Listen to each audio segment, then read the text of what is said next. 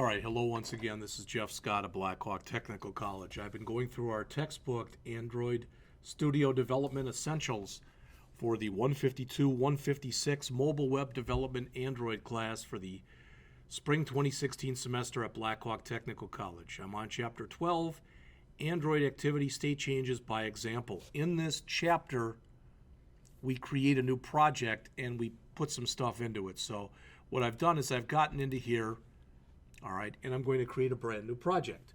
So, new project, we want to call this state change.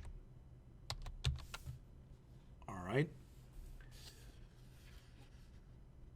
So in this chapter, where as it says, we will put the theory of handling activity state changes into practice through the creation of an example app.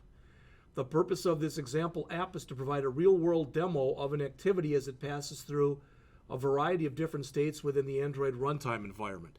Then in the next chapter, the example project that is made in this chapter will be extended to demonstrate saving and restoring dynamic activity state. All right, so we want to do all this stuff in here. So I'm going to click Next. We're going to leave this set to the way we've had it. Next. Blank activity. Next. All right. And according to this, we want this to be called, for our activity name, whoops, we want to call this activity state change.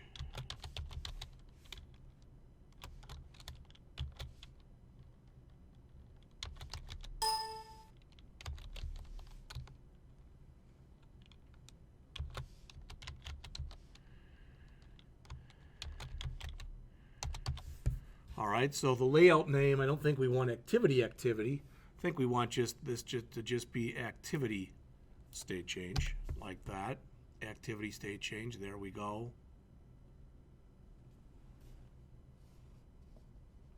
All right, and if it's goofed up, it's no big thing one way or the other. So we're creating a new project here.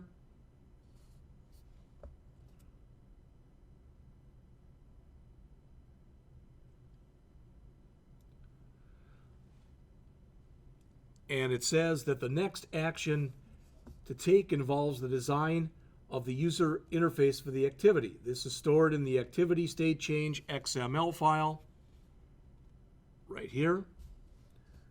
So it says click on it and load it. We already have it loaded. And it says this layout is referenced in the onCreate method of the actual code itself. So if we look here and we look at our onCreate, the line that you see in kind of bluish gray there is the same thing that they show in the book on the bottom of page 102. All right.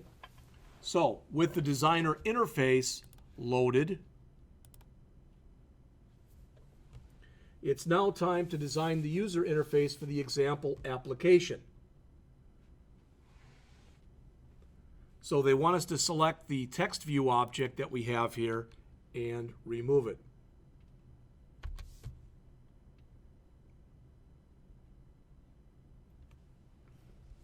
From the palette on the left side of the designer, locate the text fields category and drag a plain text view over into the center of the screen.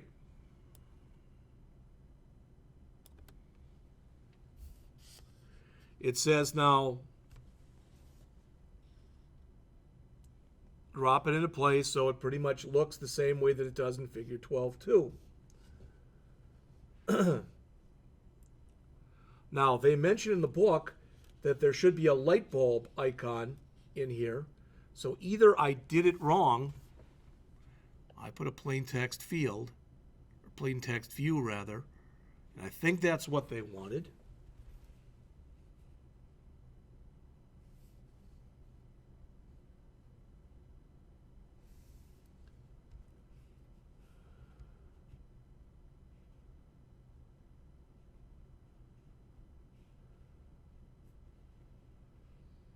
Says we will set the input type to general text input To do so, click on the light bulb. Well, it doesn't make any sense because there is no light bulb there.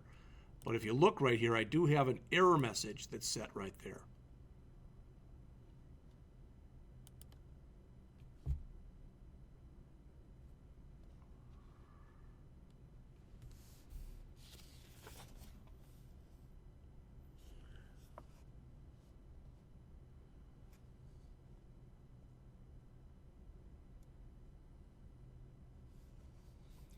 Now, according to this, we want to come in here, we want to change a couple things. All right.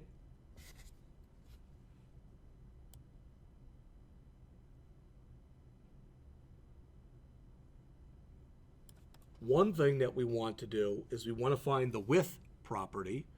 And according to this, we want to change the width to 200 dp. Okay?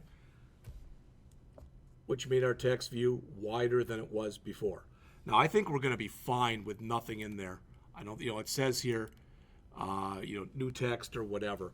So at this point, the project contains a single activity named state change activity, which is derived from the Android action bar activity class. Well, again, not for ours because we're using a newer version. The source code is contained in the state change activity.java file. Ours is in the activity state change.java file, which should already be open. All right, so they tell us to come over to this code, take a look at it here, and it says the code that you see here is virtually the same code that you see on page 105 in the book. And they mentioned so far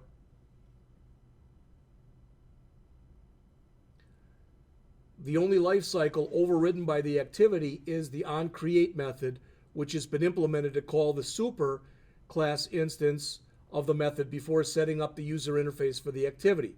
We will now modify this method so that it outputs a diagnostic message in the Android Studio Logcat panel. All right, well, in order to do that, and there's different ways we can do it, but we can come up to the top and immediately import android.util.log.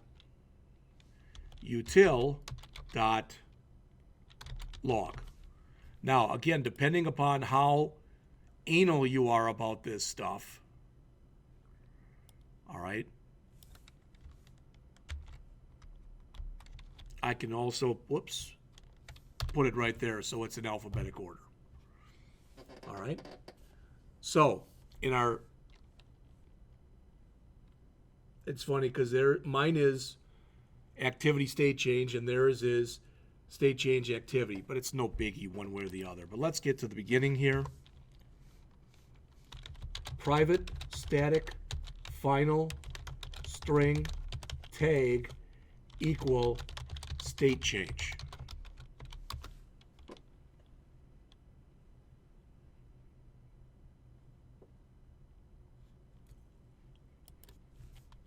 And then here, log.I tag on create. What we're basically doing, and hopefully this makes sense to you, is, for lack of better words, we're putting out markers or guides so that as we go through different parts of this in our, down here, in our console, and that's not the console one, but it's in here someplace. All right, there, it's the Gradle console. But down here someplace, all right, we'll have all of the stuff, so we'll be able to see it as we're going through the different portions of it. All right. The next task is to override some more methods. These override methods may be added manually or generated via the Alt Insert keyboard shortcut. Note that the log calls will still be needed to be added manually if the methods are being auto-generated.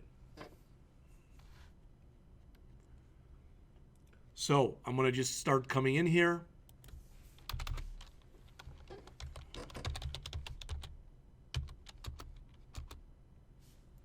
Don't know how I got that. No, I got that, but I did.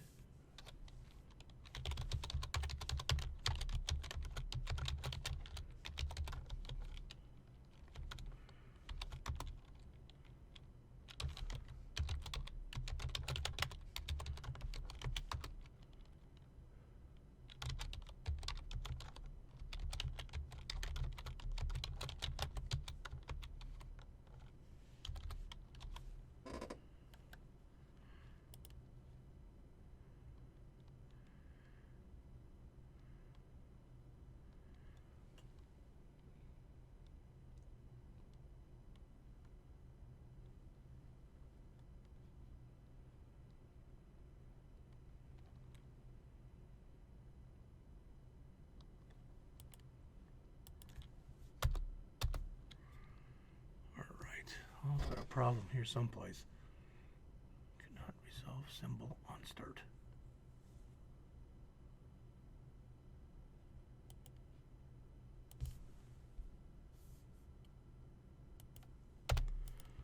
Okay, so that's that one. And I'm going to cheat a little bit here. I'm going to just start copying this.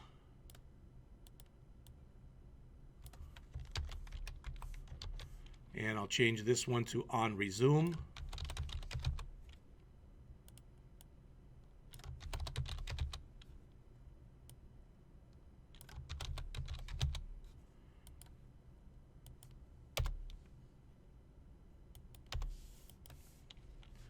All right, then I want on pause and on stop. So again, I'll copy these two down.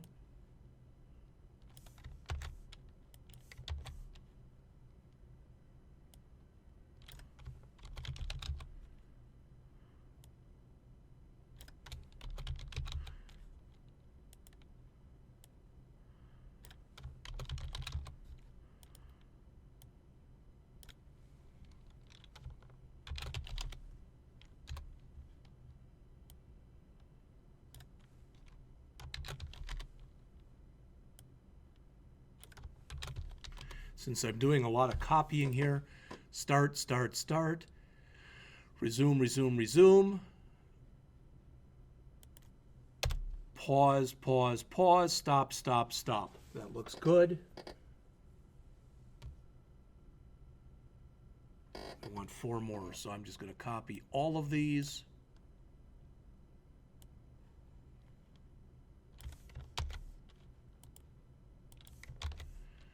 All right, and again, I keep getting the error messages until I fix them. 1, 2, 3, 4. So here.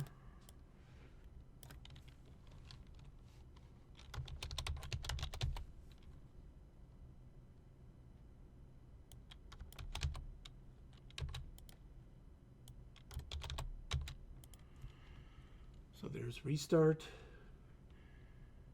destroy,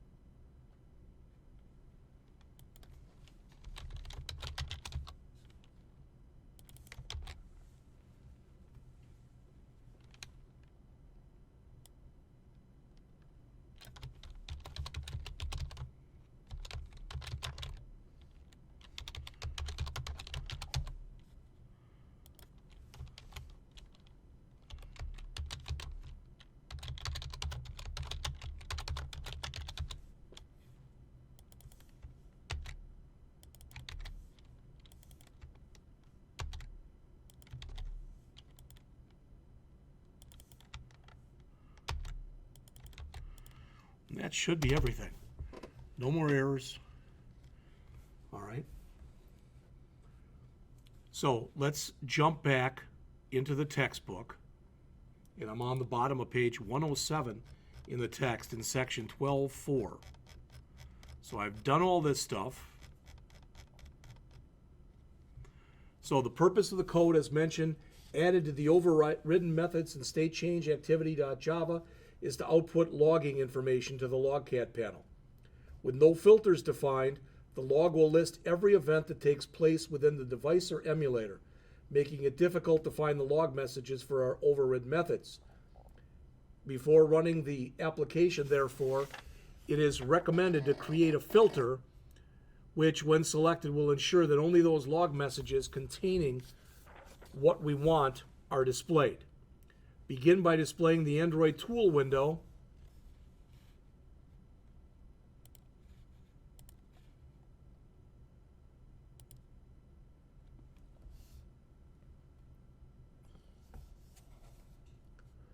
With the tool window, make sure that the device's logcat which I thought was there.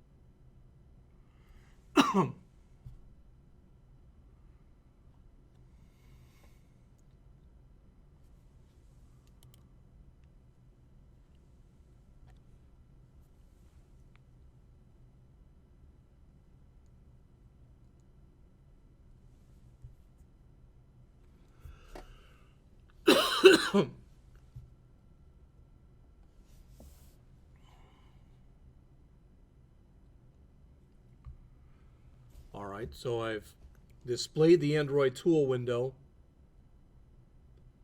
and we want to make sure that the devices still might not be the right one.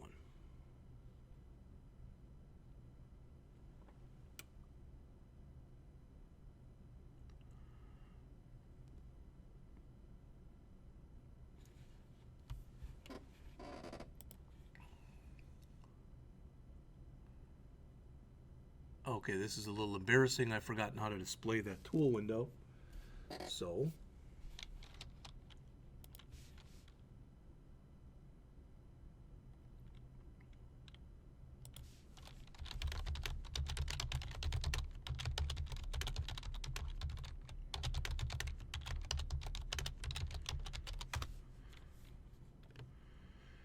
click the ellipsis to open the Android Virtual Device Manager. Android Studio opens the debug tool window when you debug your app. To open the debug window manually, click Debug. This window shows threads and variables in the Debugger tab.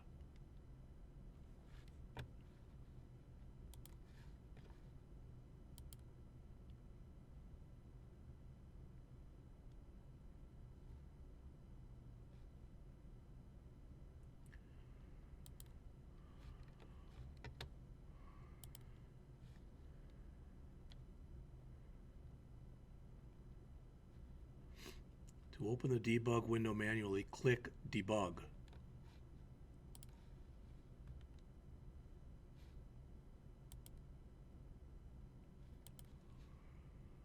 Oof.